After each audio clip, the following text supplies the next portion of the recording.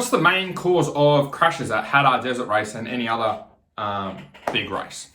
I think that's probably one thing. If there's one thing that we could take away from our sport or remove from our sport would be crashes and injuries. So people can get out there and keep riding and racing. And unfortunately, it's just one of the things that goes with our sport. But what I want to address in this video is just why I think we do have some big crashes in our sport, and more specifically in some of the faster races. And then more importantly, some suggestions on what we can do or what you can do to help reduce the amount of crashes that you have, so you can keep riding and racing for as long as you can, and hopefully make our sport a little bit safer as well. So there's 4 things that I've got written down that I feel that cause crashes. We've got number 1, bike failure. So like if you're going off a jump or going through a really fast whoop section and the bike shits itself, then you could be in trouble. The second one I got written down is bike setup. So if your bike's not set up properly for the type of riding you're doing, that's probably going to put you at risk of getting hurt. Third one is rider skill. So not having the skills to ride in the terrain that you're riding in. And then number 4 is rider fatigue. Okay, not having the fitness or strength or whatever it is, energy to race at the level that you want to race at. So I've got a few ideas for each one, and you guys can let me know in the comments if there's anything else that you would like to add.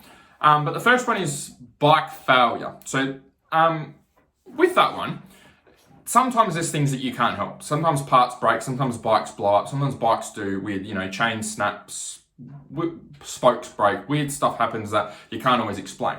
But there are a lot of things that you can do to help prevent bike failure. And it's just simple stuff. It's like servicing your bike, okay, doing bike maintenance, make sure it's clean, make sure everything's oiled and greased and looked after and checked over after each ride. So that way when you go out and ride, you're already on top of most of the things that need to be done. Like the spokes need to be tightened. Are there bolts that just need to be checked periodically? If you look at some of the factory teams, okay, one of the main things for their riders to be able to get through the races, they need to have a reliable bike. And you can tell, some races, some bikes don't have very reliable, or some teams don't have very reliable bikes. And some teams have very reliable bikes. And that just comes down to the maintenance and the preparation. And that's, you don't always have to be on a factory team to do that stuff. It's just getting into a habit of looking after your bike rather than just getting on it and riding it till it breaks, is doing some things to maintain it and look after it. Even watch YouTube videos. Plenty of stuff you can see on YouTube to help you look after your bike. Second thing is bike setup. So if you're trying to ride a bike at this level, but it's set up at this level, you're probably going to have a hard time riding it, and that's going to cause you to get hurt. Like if you're riding a bike, at 100 plus kilometers an hour, riding at Hattah or riding at Fink, and the bike's not set up for the whoops, you're probably going to put yourself at risk of getting hurt if you're trying to ride up here and the bike's only set up to be performing down here. So get your bike set up properly. And there's simple stuff you can do. Just make sure that it's set up, it's got the right amount of oil, okay, in the forks. Make sure you've got the right springs set up, or if you're using air forks, make sure you've got the right amount of air in there for your body weight. Maybe weigh yourself again, and weigh yourself with with all your gear on, so you've got an accurate reading, and then check what's actually put in your bike. I know there's a lot of people that just get on the bike and just go and ride, and the bike's not even set up for them. So those are things that you can do yourself. You can do a bit of research on YouTube. Otherwise, you can take it to someone who does suspension and get them to set it up and revalve it and work their magic and whatever they need to do. And then that way, when you go and ride, you're going to get a bike that performs well in the conditions that you need it to perform in, and reduce the amount of crashes you have. Third thing is rider skill. So this is probably one I see a lot that causes a lot of crashes, which is where riders have the ability to ride here, but they're riding here. They're riding in that red zone all the time. And I guess there's definitely a place with racing, like for riding in that red zone and pushing that limit. But if you're continually pushing the limit and your limit's here, and instead of just riding here a little bit above your limit, you're riding up here, it's only a matter of time before you crash. So for me, when I was racing, I raced for 14 years motocross. And I actually only had one broken arm over those 14 years of racing, one broken arm from due to riding and being on the bike, and that was it.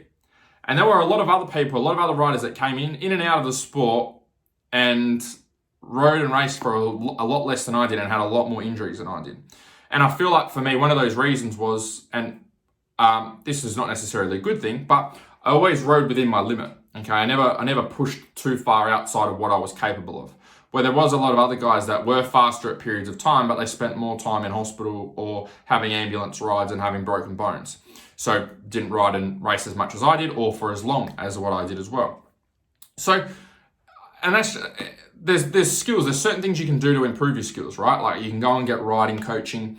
You can, watch YouTube videos, go and watch Ryan Hughes and see if there's stuff in there that can help. You can go and work on your technique and do all that sort of stuff. But at the end of the day, when it comes to race day, it's just knowing where your limit is. It's knowing when you need to back it off. And hey, if I keep pushing at this level, I'm going to come off and have a big one.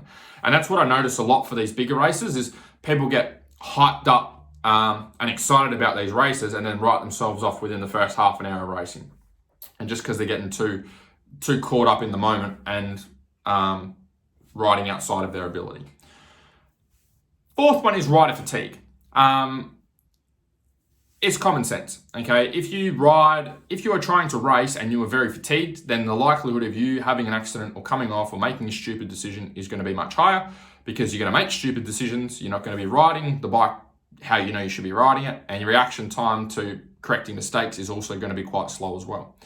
So anything you can do to reduce fatigue. Is it having carb gels at your fuel stops? Is it losing a bit of weight? Is it doing some fitness during the week? Is it getting on the bike more consistently? Anything that you can do to be able to reduce fatigue is going to help you to greatly reduce the amount of crashes that you have.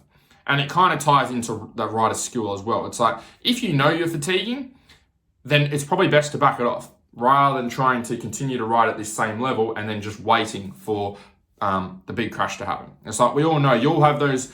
If you're a rider or a race, you've been riding for a bit, you know you get those warning signs. Very rarely do you just have one big crash that comes out of nowhere. You get all of these little warning signs beforehand. You might be going through the whoops and the back kicks out a little bit more than what it has before. Oh shit, all right. And then you get up to the next section and then it pops up a little bit higher. And oh shit, all right. And then you get to the next one and your back end misses a whoop and you get a bit untied. Oh shit, all right. It's like you know the big one's coming. Okay, you get warning signs when you're riding. So it's just listening to those warning signs. And preferably you get on top of that. Reduce the fatigue, do some fitness work, do some strength work on your nutrition so that you can ride the bike how you want it to ride rather than having to back it off. So anyway, that's just my thoughts. If any of you would like some help with reducing the fatigue part, you feel free to apply to work with me. I'll put a link for my Faster Laps program below. Otherwise, hopefully you enjoy this video.